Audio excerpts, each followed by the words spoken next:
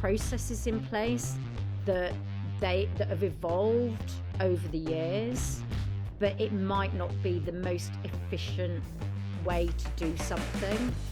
But they're too involved and they need to just keep going, so they don't have time to sit back and look.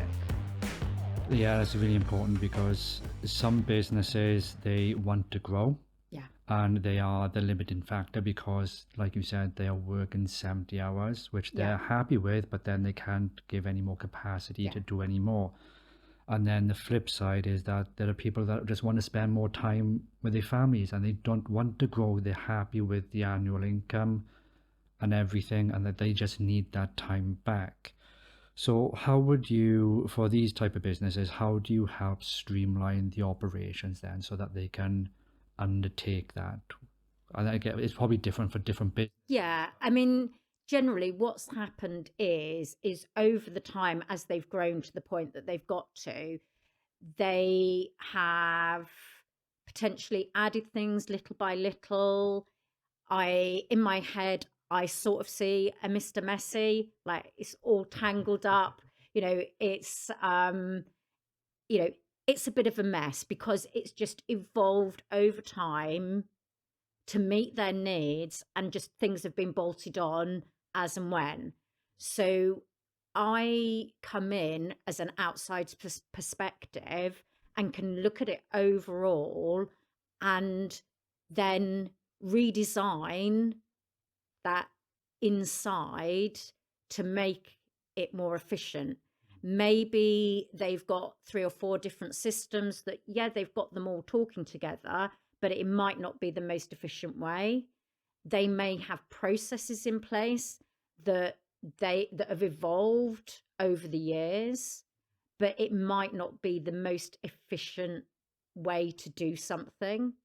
But they're too involved and they need to just keep going, so they don't have time to sit back and look.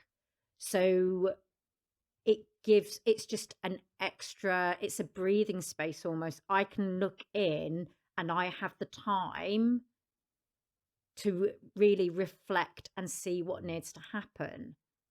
And so it enables them to focus still on doing what they are doing, but knowing that it's actually like I'm putting the jigsaw together, I'm working it out. I'm like, maybe it's Tetris and I'm putting the 3 or 4 blocks together and they suddenly disappear. You know, I'm working out in the background what needs to happen to continue to support them as they need to service their clients, but in a much more efficient and streamlined way through, like I say, things like processes and systems. The other thing, obviously, is they've been doing everything. One of the things that I do is identify who the right person is to do each element. So, for example, maybe the business owner has been doing their social media. Now, there's lots of people out there who specialize in social media.